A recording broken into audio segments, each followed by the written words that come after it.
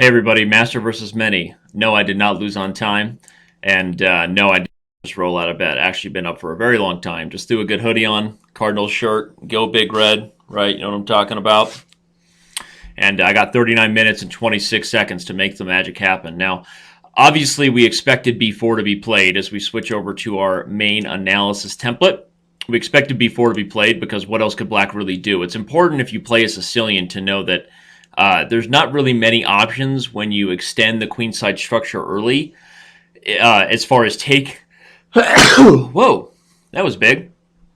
As far as taking on a4, because you're always leaving the a6 pawn a much bigger weakness than probably anything you're getting here. Of course, there are some exceptions, but one of the main points behind the Sicilian minority attack anyway is to always get b4, because if this knight doesn't have a square available in the center, it's increasing your pressure against the e pawn. It's opening the c file, which is the open file you've had from the beginning of the game. You did play a Sicilian, so that's the thing.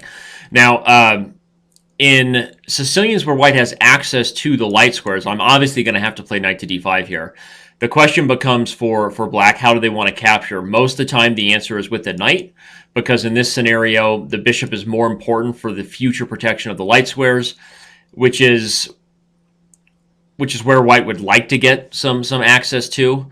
Also, in a lot of these Sveshnikov type structures, sometimes you can even be full out in expansion mode. Going to be harder for black to do that in positions where he's already extended the H pawn. So, talking about it as if you all don't know all this already, but after knight to d5 is played, I expect you guys to take it. And if you do take it with the knight, I'm probably just going to take back with the e pawn and not even do a video on it. What we'll do then is we'll assess after the next move. And seeing what you guys play in this position will be a little more critical as to the direction the middle game is going to take. I think that white has some different plans on both the queen side and the king side. Black, of course, can consider things like h4. Black is considering ways to try to play on the queen side, on the c file, etc. And so it'll be interesting to see where the game goes after I take back the knight, assuming you guys capture it and don't really want me eliminating your dark square bishop. So after that, I think that we have a lot more to start diving into, and I'm going to be probably on the ropes as you guys all continue to work together and play the best moves. And so with all of you assessing things and being active in the forums and helping each other out, which is totally what you can do. It's the team event, as long as everyone knows that that's all you can do. It's your team. There are no Silicon Valley members of your team. Not that those who don't reside in Silicon Valley aren't welcome. You know what I mean. Artificially intelligent members. And so, but I'm not really worried about that, even if it does happen.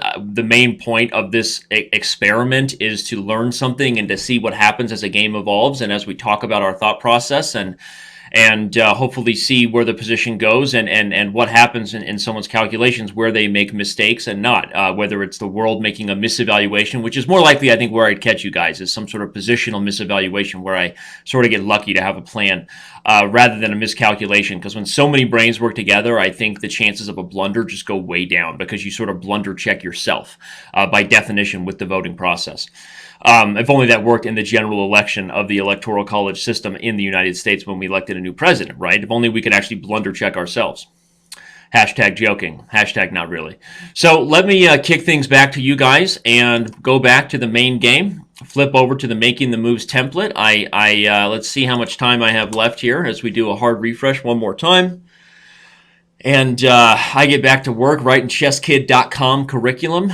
Let's see, I got 33 minutes and 6 seconds. Here we go, Joe. Drum roll, please, knight to d5. So once again, if indeed I get the move I'm expecting where there's really only one option for me, which is to take back, I'm going to make that move quickly to keep the game going and not dive into more instructional commentary until after the next move. So I hope that's okay with all of you. Peace out. I love your faces. And let's continue. The move has been made. Tell your friends about the game. I want to get to 5,000 members before we're at the real critical moment. So spread this thing around. Share it on Facebook. Tell everybody you're about to beat an international master and that he screwed up the opening. Just really have fun throwing me under the bus. I'm encouraging you to do it.